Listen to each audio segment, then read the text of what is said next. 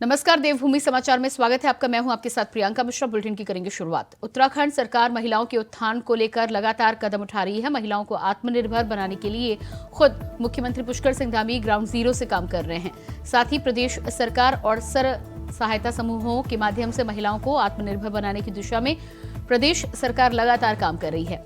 केंद्र और राज्य सरकार के द्वारा चलाई जा रही योजनाओं के जरिए पहाड़ की महिलाएं आत्मनिर्भर और सशक्त बन रही हैं। मुख्यमंत्री ने कहा है कि हमारी सरकार मातृशक्ति के उत्थान को लेकर समर्पित सरकार है। राज्य की रीढ़ रही है और इस राज्य को बनाने में हो या राज्य की जो हमारी सांस्कृतिक धरोहर है उसको बचाने में हो या यहाँ के जनजीवन को आगे बढ़ाने में मातृशक्ति का हमेशा से बहुत बड़ा योगदान रहा है।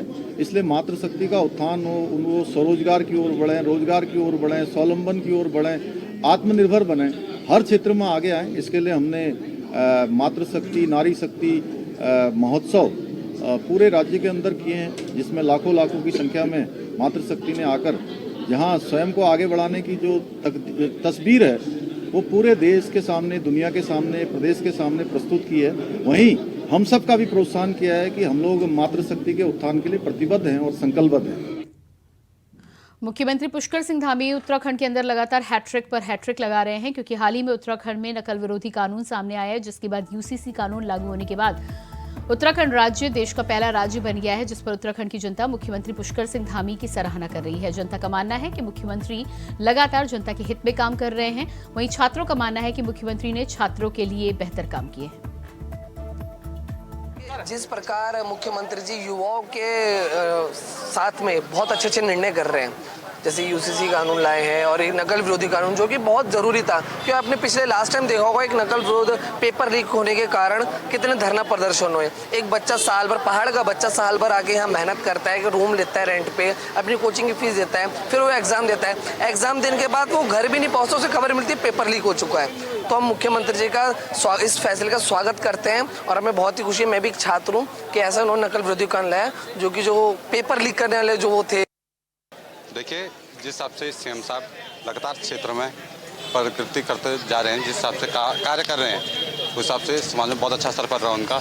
जैसे उन्होंने हाल ही में जो पेपर वो लीक हुआ था, उसमें उन्होंने नकल विरोधी कानून को लाकर उत्तराखंड को एक सशक्त ओर ले आने का कार्य किया है। तो हम इस चीज़ का मुख्यमंत्री जी का बहुत धन्यवाद करते हैं कि उन्होंने उत्तराखंड में नकल विरोधी कानून लागू किया। इससे जो भी छात्र परेशान थे, जो अपनी मेहनत कर रहे थे दिन रात, अब ऐसे क्या हो रहा था कि जैसे छात्र थे वो पैसा देके जॉब जल्दी लग जा रहे थे, बाकी जो बच्चा मेहनत कर रहा था वो मेहनत ही करता रह गया। वो जो बच्चे सुबह से शाम तक मेहनत कर रहे थे उनका कोई भी अच्छा रिजल्ट आ ही नहीं रहा था। तो हम इस चीज़ का मुख्यमंत्री जी का दिल से आभार व्यक्त करते हैं कि उन्होंने उत्तराखंड के युवाओं के लिए और जो भी छात्र छात्राएँ तैयारी करते हैं उनके लिए नकल विरोधी कानून।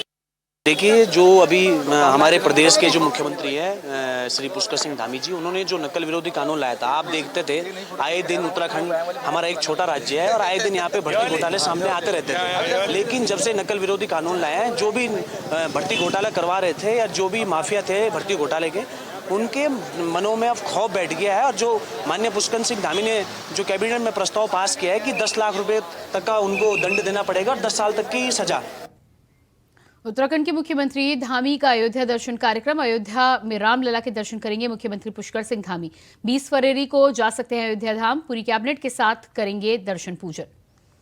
तो इस वक्त की अहम जानकारी निकलकर सामने आ रही है उत्तराखंड से। उत्तराखंड के मुख्यमंत्री पुष्कर सिंह धामी का अयोध्या दर्शन कार्यक्रम। अयोध्या में रामलला के दर्शन करेंगे मुख्यमंत्री पुष्कर सिंह धामी। 20 फरवरी को जा सकते हैं अयोध्या। धामी के साथ उनकी कैबिनेट भी रामलला के करेगी दर्शन। 20 फरवरी को जा सकते हैं अयोध्या धाम। राज्यसभा सांसद के लिए प्रदेश अध्यक्ष महेंद्र भट्ट ने अपना नामांकन कर दिया है, जिसके बाद अब उनके सांसद बनने में बस औपचारिकता ही बाकी है। महेंद्र भट्ट को चुनना महज एक संयोग नहीं हो सकता, इसमें पॉलिटिकल एंगल, क्षेत्रीय जातीय समीकरण के साथ ही साथ लोकसभा संसदीय क्षेत्रों को साधना भी शामिल है।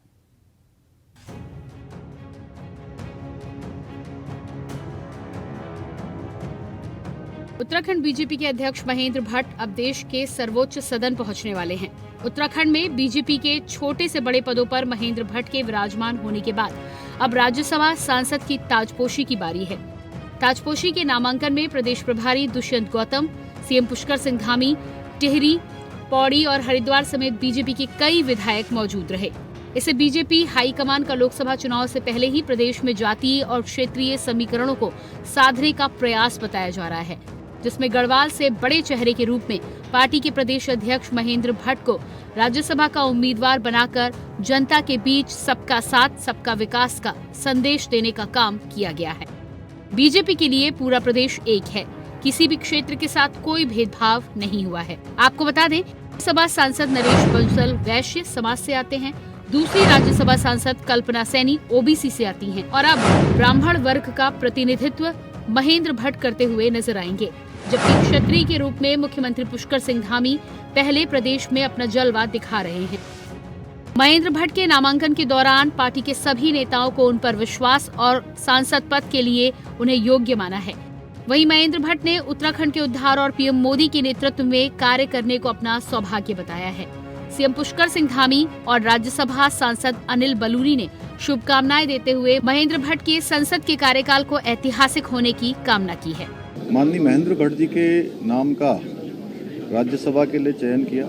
मैं केंद्रीय नेतृत्व का, माननीय प्रधानमंत्री जी का धन्यवाद करता हूं और ये हम सब लोगों के लिए, उत्तराखंड के सभी कार्यकर्ताओं के लिए बहुत ही मैं कहूं उत्साह, प्रोत्साहन और गौरवान्वित करने वाला पल है कि हमारी पार्टी में एक बहुत नीचे से आए हुए कार्यकर्ता को, जो सामान्य स्थितियों में, सामान्य परिस्थितियों में जिन्होंने समाज का काम, पार्टी का काम शुरू किया, वैसे ही हमारे महेंद्र भट्ट जी हैं जिन्होंने एक सामान्य कार्यकर्ता के रूप में एक मतलब जो हमारी सबसे निचली इकाई होती है, उस निचली इकाई में संगठन मंत्री के रूप में, पूर्णकालिक के रूप में, युवा मोर्चा में, भाजपा में, विद्यार्थी परिषद में, अनेक सारे संगठनों में काम किया। महेंद्र भट्ट जी को बहुत बहुत शुभकामनाएं। महेंद्र भट्ट जी और हमारा बहुत ही पुराना संबंध है। महेंद्र भट्ट जी युवा मोर्चा के अध्यक्ष थे, मैं उनके महामंत्री था। मैंने महेंद्र जी के कामकाज को बहुत नज़दीक से देखा है, उनकी कार्यकुशलता को बहुत नज़दीक से देखा है। उनके अंदर बहुत ही संगठन की क्षमता के साथ साथ प्रशासनिक क्षमताएं भी हैं और निश्चित तौर पे महेंद्र भट्ट जी का जो कार्यकाल है वो अद्भुत होगा और ऐतिहासिक। और मुख्य रूप से जिनकी सीट रिक्त हो रही है वो मेरे मार्गदर्शन के लिए हमेशा मेरे साथ हैं। आज मेरे नामांकन में आए, उनका मैं स्वागत करता हूँ। आप सब पत्रकार बंधुओं का भी हृदय से आभार व्यक्त करता हूँ। सभी विधायक 4 सेटों में जो अपना नामांकन भरा है, सभी विधायकों ने प्रस्तावक के रूप में उनका आगमन, उनके प्रति मैंने आभार व्यक्त किया है। मित्रों, ये दायित्व एक कार्यकर्ता को दिया है।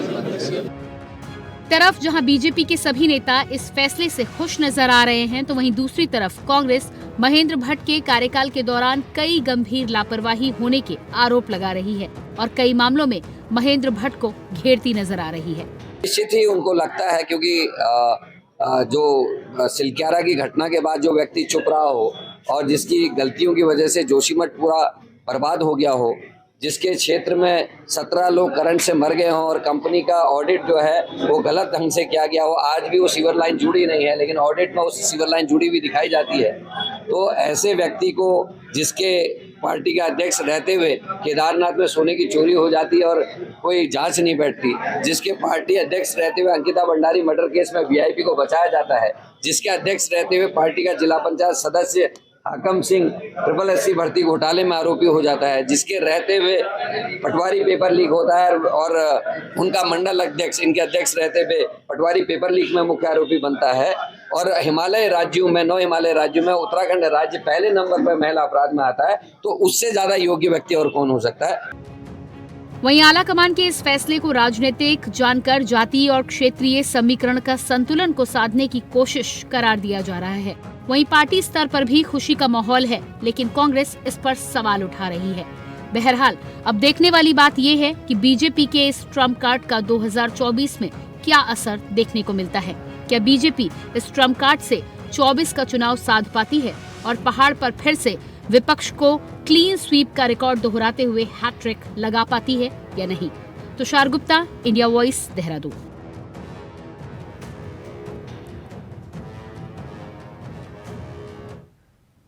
रुड़की की ज्ञानदीप आश्रम के महामंडलेश्वर स्वामी यतीश्वरानंद ने एक बयान जारी करते हुए कहा है कि दुबई में बड़े मंदिर के निर्माण से सनातन धर्म को बड़ी राहत मिली है और अब बहरीन में भी जल्द ही मंदिर का निर्माण होगा, जिसको देखकर लगने लगा है कि अब मुस्लिम देशों में तेजी के साथ सनातन धर्म की शुरुआत हो चुकी है। सनातन धर्म दुनिया में उसका पुनर्जागरण हो रहा है और एक समय था जब समस्त पूरी दुनिया में केवल सनातन धर्म था। सनातन धर्म ही मानवीय धर्म है, मानवता का धर्म है। और वर्तमान में हमारे देश के प्रधानमंत्री श्री नरेंद्र दामोदर मोदी जी ने और सनातन धर्म को पूरी प्रखरता के साथ विश्व में वो स्थापित कर रहे हैं। दुबई के अंदर जो मंदिर का अभी उन्होंने उद्घाटन किया है, बड़ा भव्य दिव्य वह मंदिर बना है। दुबई जैसा देश जहाँ पर किसी अन्य धर्म की बात नहीं हो सकती थी इस्लाम को छोड़कर, आज वहाँ मंदिर बना है। दुबई के शेख उसके उद्घाटन में सम्मिलित हो रहे हैं। बहरीन में बनने जा रहा है। धीरे धीरे प्रत्येक मुस्लिम देश में भी और सनातन संस्कृति के मंदिर बनेंगे, क्योंकि सनातन सबको आत्मसात कर लेता है और सच्चाई का रास्ता दिखाता है। हल्द्वानी के वनभूलपुरा क्षेत्र में हुए पथराव के बाद उत्तराखंड पुलिस अलर्ट है। देहरादून पुलिस ने भविष्य की सतर्कता रखते हुए मॉक ड्रिल की है। ड्रिल के दौरान फायर ब्रिगेड, घुड़सवार, पुलिस, आंसू गैस की टीम, लाठी पार्टी और फायरिंग पार्टी ने अभ्यास किया। प्रदर्शन में उपद्रवियों से निपटने का अभ्यास किया गया, जिससे भीड़ को शांत और हिंसा के दौरान न्यूनतम नुकसान हो सके। इस दौरान एएसपी अजय सिंह ने जिले के सभी पुलिस अधिकारियों के साथ अभ्यास किया।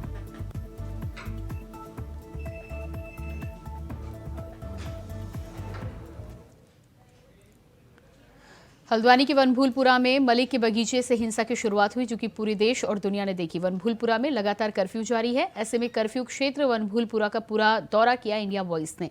इस एक्सक्लूसिव रिपोर्ट से देखिए कि आखिर वनभूलपुरा के इलाके में कर्फ्यू के अंदर रहने वाले लोग क्या कुछ सोचते हैं और 8 फरवरी को क्या कुछ देखा गया। बीते 8 फरवरी के दिन बनोपुरा क्षेत्र में हुई हिंसा के बाद से लगातार बनोपुरा क्षेत्र में कर्फ्यू है और इस कर्फ्यू के दौरान क्योंकि 8 तारीख के बाद से अभी तक का जो माहौल है, इंडिया वॉइस खुद पहुंचा है उस कर्फ्यू ग्रस्त क्षेत्र में। आप देख सकते हैं कर्फ्यू ग्रस्त क्षेत्र में जो यहाँ पर माहौल है, गलियाँ सुनसान है और किसी को भी क्योंकि निकलने की मनाही है, धारा 144 लगाई गई है और स्टूडेंट साइड के ऑर्डर दिए गए, तो उसको लेकर के बनोपुरा क्षेत्र का जो यहाँ पर जो माहौल है वो पूरी तरीके से सुनसान है और जो घर हैं वो पूरी तरीके से यहाँ पर ताला लगा हुआ है। कई लोग यहाँ से जा चुके हैं। मैं अभी मौजूद हूँ उस जगह पे जहाँ पर वो घटना हुई थी, उससे कुछ ही दूरी पर यहाँ पर मलिक का बगीचा नामक जो जगह है, क्योंकि पुलिस यहाँ पर लगी है, जवान यहाँ पर लगे हैं, तो सुरक्षा कर्मियों के द्वारा हमसे कहा गया कि आप ज़्यादा आगे ना जाएँ क्योंकि कर्फ्यू ग्रस्त क्षेत्र है। आज हम लोगों को यहाँ पर आने का मौका मिला और आप देख सकते हैं यहाँ के जो हालात है फिलहाल सामान्य बने हुए हैं। पुलिस के जवान, यहाँ पर जो सुरक्षा के जवान है वो अपनी मुस्तैदी से 8 तारीख के बाद से लगातार यहाँ पर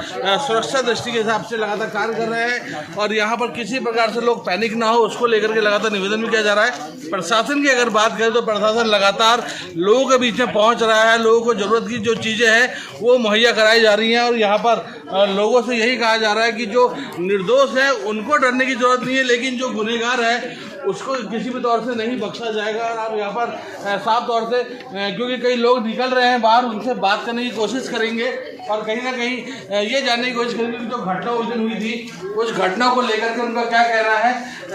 अगर आपका नाम जानना चाहूँगा सबसे पहले, ये बताइए 8 तारीख के दिन की घटना आपको जिंदगी भर मुझे लगता नहीं भूल पाएंगे आप लोग। क्या उस दिन मंजर था, कैसा माहौल था और आप लोग की क्या दशा थी उस दिन से? हम तो वहाँ गोला के अंदर थे 5 बजे तक। उसके बाद में आए तो हमने ये सुना कि वहाँ पर पथरावबाजी चल रही है। हम यहाँ से कहीं नहीं गए जी, इतना हमें मालूम है। आप यहाँ कब पहुँचे, कब आपको पता चला?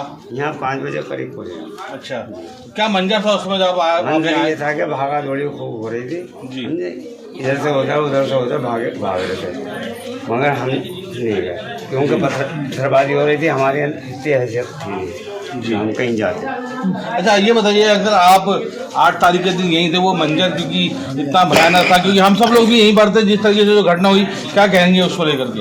घटना तो दुखद थी है सर, ऐसा नहीं होना चाहिए था, लेकिन सर हम लोग यहाँ पे नहीं चल रहे हैं, करते हैं बोला मैं काम जेल गेट पे।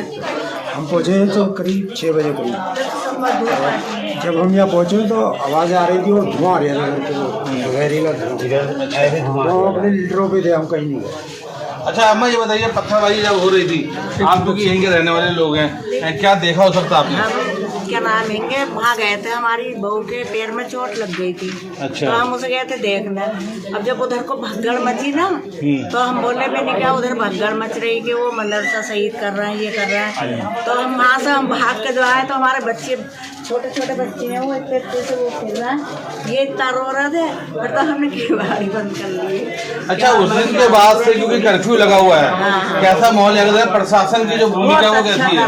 बहुत ही अच्छा कर रहा है। ये तो क्या हम लोगों की देखभाल कर रहा है। हम तो कहीं भागे भी नहीं, यूँ नहीं भागे कि भाई हम चोर नहीं है तो हम भागेंगे क्यों। हमारे बच्चे भी घर में ही हैं, हम भी घर में ही हैं। अब जैसी भी मिल रही रूखी पीकी अपना खा रहे हैं, और भैया सब्जी भी दे रहे हैं वो लोग। तो साफ तौर से यहाँ के जो लोग हैं वो डर के साए में जरूर रहे यहाँ, लेकिन उनका कहना है साफ तौर से कि प्रशासन की जो कार्रवाई है वो लगातार यहाँ पर अच्छी है और उनको यहाँ पर पहले भी नहीं किया जा रहा है। कोई ऐसी परेशानी जानना चाहूँगा सर, ये बताइए 8 तारीख के दिन जो मंजर है, आप कहाँ थे, कैसा आपने देखा और जो माहौल यहाँ पर था उसको कैसे कहते हैं?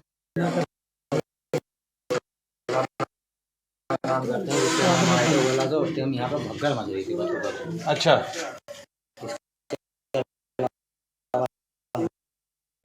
पत्थरबाजी वगैरह देखिए। तो बुलेटिन में फिलहाल रुकते हैं एक छोटे से ब्रेक के लिए, फौरन वापस लौटते हैं। ब्रेक के बाद बात करेंगे अगली खबर की। खबर हल्द्वानी से है, जहां बिहार के रहने वाले युवक का शव हिंसा प्रभावित इलाके में मिला है। उस समय युवक की मौत को हिंसा से जोड़कर देखा जा रहा है, लेकिन एक हफ्ते के बाद मामला कुछ और ही निकला। युवक की दंगे में मौत नहीं बल्कि उसकी हत्या की गई थी। खुलासे में पता चला है कि चोरगलिया थाने में तैनात एक पुलिस जवान और उसके 3 साथियों ने हत्या की है। वहीं पूरे मामले की जानकारी में सूचना मिली कि बनभीरपुरा हिंसा मामले की आड़ में पुलिस ने शव को ठिकाने लगाने की कोशिश की। उसमें एक युवक की डेड बॉडी मिली थी, प्रकाश नाम की, जिसको अगले दिन हॉस्पिटल से पोस्टमार्टम के बाद में और बाकी चीज़ें प्राप्त होने के बाद में पता लगा कि उसकी गोली मारकर हत्या की गई है। इस मामले में हमारे द्वारा जब युवक की शिनाख्त हो गई और शिनाख्त होने के बाद में जब उसका एनालिसिस किया गया तो पता लगा कि ये युवक जो है ये बिहार का रहने वाला है और ये हल्द्वानी में उस दिन किसी से मिलने आया था।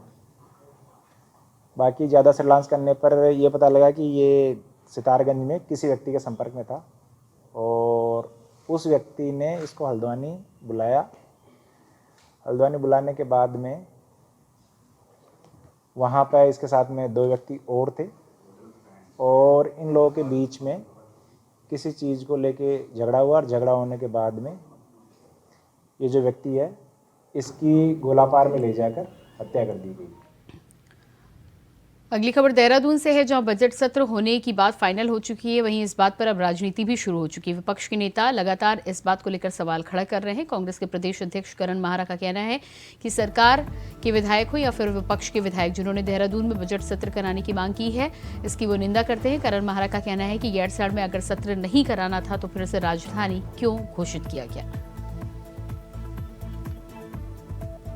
सरकार ने पिछले बार बहाना किया, अगर फरवरी और मार्च में भी हम नहीं कर सकते तो हमने उसको राजधानी घोषित क्यों किया। इसमें चाहे वो किसी ने भी दस्तखत किए हैं, मेरी जानकारी होता कभी कभी ऐसा होता है एक ही विधायक एक पत्र में दस्तखत करा लेता है, उसमें बाद में लिखा जाता है, हो सकता है उस तरीके की बात रही हो। लेकिन जिन भी जनप्रतिनिधियों ने गैरसैंण में सत्र बुलाने का विरोध किया है, निश्चित ही उन्होंने जो शहीद हैं उनकी भावनाओं का, आंदोलनकारियों की भावनाओं का को ठेस पहुंचाने का काम किया है, मैं ये कहना चाहता हूं। और इसी के साथ फिलहाल इस बुलेटिन में इतना ही। खबरों का सिलसिला जारी रहेगा। नमस्कार।